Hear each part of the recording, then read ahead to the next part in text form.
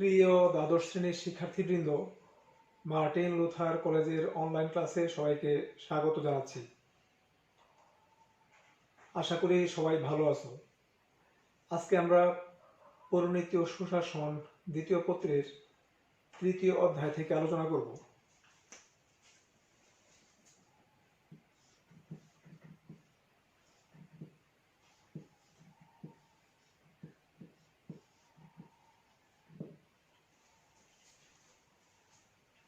Titumir British বিরোধী আন্দোলনের অগ্রসৈনিক, বীর যোদ্ধা। তিতুমিরের প্রকৃত নাম সৈয়দ মীর নিসার আলী।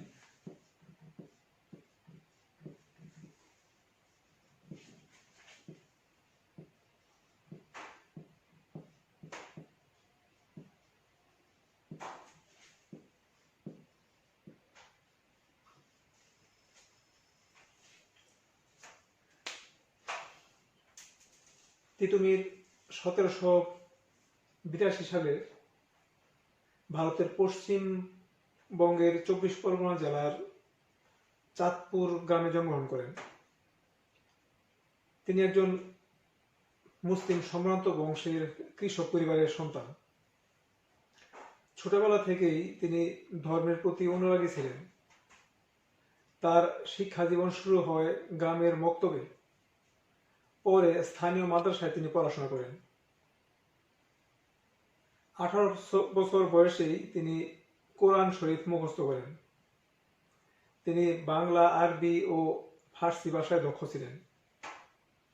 ভাষার জ্ঞানের পাশাপাশি তার ধর্মশাস্ত্র ও ধর্মীয় দর্শনেও অসামান্য জ্ঞান ছিল। তিতুমির 40 বছর বয়সে হজ করার জন্য মক্কা শরীফ যান। সেখানে তিনি 3 বছর অবস্থান করেন। মক্কায় থাকার সময় উত্তর ভারতের বিপ্লবী নেতা সৈয়দ আহমদ বেরলভীর সাথে তিনি পরিচিত হন। সৈয়দ আহমেদ বেরলভীর মাধ্যমে তিনি ওয়াহাবি মতাদর্শে এবং বিপ্লবী ধ্যান ধারণায় উদ্বুদ্ধ হন। দেশে ফিরে এসে তিনি গ্রামের গরিব কৃষকদের সাথে নিয়ে জমিদার ও ব্রিটিশদের বিরুদ্ধে সংগঠিত হয়ে আন্দোলন শুরু করেন। তার উদ্দেশ্য ছিল গরিব কৃষকদেরকে অত্যাচারী জমিদার ও নীলকরদের হাত থেকে রক্ষা করা। খুব দ্রুত তিনি ইংরেজদের রোষানলে পড়েন। অবশেষে 1931 সালে তিনি ইংরেজদের সাথে সরাসরি যুদ্ধে শহীদ হন।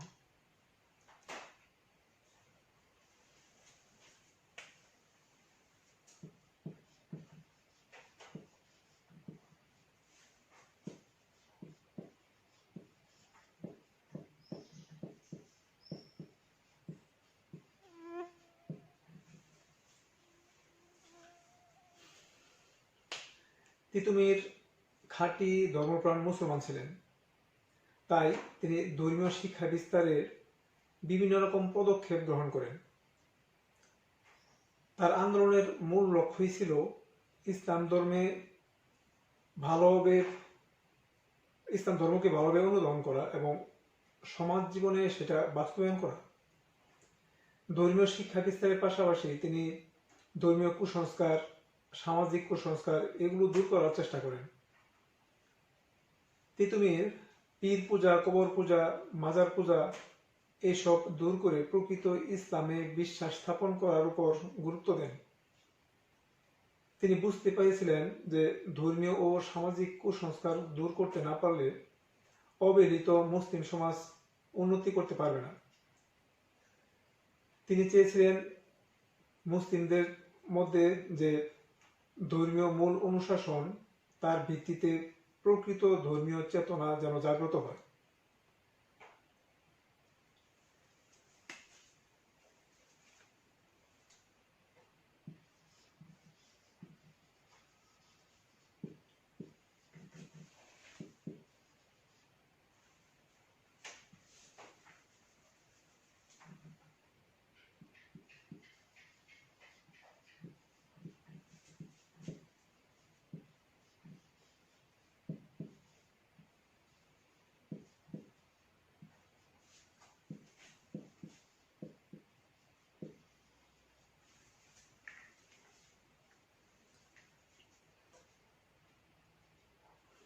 ইংরেজ শাসনামলে সবচেয়ে বেশি ক্ষতিগ্রস্ত হয় কৃষক শ্রেণী এবং কারিগর শ্রেণী, আর সবচেয়ে বেশি লাভবান হয়েছিল জমিদার শ্রেণী। ইস্ট ইন্ডিয়া কোম্পানির শাসনামলে যে 10 সালা এবং চিরস্থায়ী বন্দোবস্ত হয়েছিল, তখন এদেশের মুসলমান কৃষকরা সবচেয়ে বেশি ক্ষতিগ্রস্ত হয়েছিল। তিতুমির বুঝতে পেরেছিলেন এই অবস্থা থেকে গরিব কৃষকদেরকে মুক্ত করতে হলে তাদেরকে ঐক্যবদ্ধ হতে হবে, তাদের দরকার একটি শক্তিশালী সংগঠন। এজন্যই তিনি 24 পরগনা এবং নদিয়া জেলার কৃষকদের সংঘবদ্ধ করার চেষ্টা করেন। তিনি কৃষকদেরকে সামরিক কলা কৌশল শিক্ষা দেন। তিতুমিরের কৃষক মুক্তির আন্দোলন প্রথম বাধার সম্মুখীন হন 24 পরগনা জেলার খানপুরের জমিদার কৃষ্ণদেব রায়ের কাছে। কৃষ্ণদেব অন্যান্য জমিদারদের সংগঠিত করে তিতুমিরকে শাস্তি দেওয়ার চেষ্টা করে। তিতুমিরের 1000 শিষ্য খানপুরের জমিদারের বাহিনীর বিরুদ্ধে যুদ্ধ করে জয়লাভ করে। যুদ্ধে জয়লাভ করে তিনি পার্শ্ববর্তী পুরার জমিদার বাড়ি আক্রমণ করেন। তখন তিতুমিরকে গ্রেপ্তার করার জন্য বারাসাতের ইংরেজ ম্যাজিস্ট্রেট 150 সিপাহী এবং বেশ কিছু চৌকিদার পাঠান, কিন্তু তিতুমিরের বাহিনীর কাছে তারা পরাজিত হন। পরবর্তীতে খানপুরের জমিদার কৃষ্ণদেব রায়, গোবরডাঙ্গার জমিদার কালীপ্রসন্ন মুখোপাধ্যায়, গোবিন্দপুরের জমিদার দেবনাথ রায় সহ আরো অনেক জমিদার তিতুমিরের বিরুদ্ধে নতুন করে আক্রমণ করেন। এই আক্রমণের নেতৃত্ব দেন বারাসাতের ম্যাজিস্ট্রেট আলেকজান্ডার। এই যুদ্ধেও তিতুমিরের কাছে আলেকজান্ডারের বাহিনী পরাজিত হন।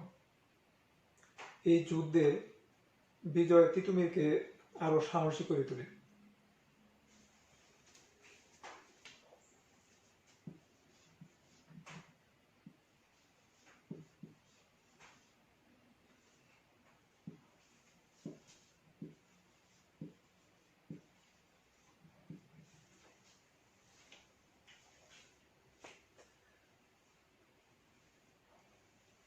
তিতুমিরের আন্দোলন ছিল প্রথম শুধু অত্যাচারী জমিদার ও নীলকরদের বিরুদ্ধে, কিন্তু কিছুদিনের মধ্যে এটা গণ আন্দোলনের রূপ নেয়। স্থানীয় জমিদার ও নীলকররা ইস্ট ইন্ডিয়া কোম্পানির কাছে বারবার নালিশ করে এবং বোঝাতে চেষ্টা করে যে তিতুমিরের আন্দোলন হলো স্বাধীনতা আন্দোলন। ইস্ট ইন্ডিয়া কোম্পানি জমিদারদের এই অভিযোগ শুনে বিশ্বাস করে এবং তিতুমিরকে চরম শিক্ষা দেওয়ার জন্য নতুনভাবে পরিকল্পনা করে। তিতুমিরও ইস্ট ইন্ডিয়া কোম্পানিকে বোঝাতে চেষ্টা করেন এবং জমিদার এবং নীলকরদের বিরুদ্ধে তাদের যে অত্যাচার সেই বিষয়ে অভিযোগ দাখিল করেন। কিন্তু ইস্ট ইন্ডিয়া কোম্পানি তিতুমিরের অভিযোগ বিশ্বাস করেনি। তিতুমির বাধ্য হয়ে নিজের বাহিনীকে সংগঠিত করেন। 1925 সালে তিনি 24 পরগনা, নদিয়া এবং ফরিদপুরের কিছু অংশ নিয়ে একটি স্বাধীন এলাকা গঠনের ঘোষণা করেন। প্রায় 83,000 কৃষক সেনা নিয়ে তিনি ব্রিটিশ সরকারের বিরুদ্ধে বিদ্রোহ ঘোষণা করেন। ইতিহাসে এই বিদ্রোহই বারাসাত বিদ্রোহ নামে পরিচিত। তিতুমির ঘোষণা করেন, তিতুমির এখন থেকে এ দেশের নবাব, দেশের সকল প্রজাই স্বাধীন, কৃষকরাই এদেশের জমির মালিক, আমরা ইস্ট ইন্ডিয়ার শাসন মানি না। এই বিদ্রোহ দমন করার জন্য ব্রিটিশ সরকার বিভেদ নীতি অবলম্বন করেন। ব্রিটিশরা প্রচার করে যে তিতুমির একজন মুসলিম, তাই হিন্দু কৃষকদের উচিত এই আন্দোলনের বিরোধিতা করা।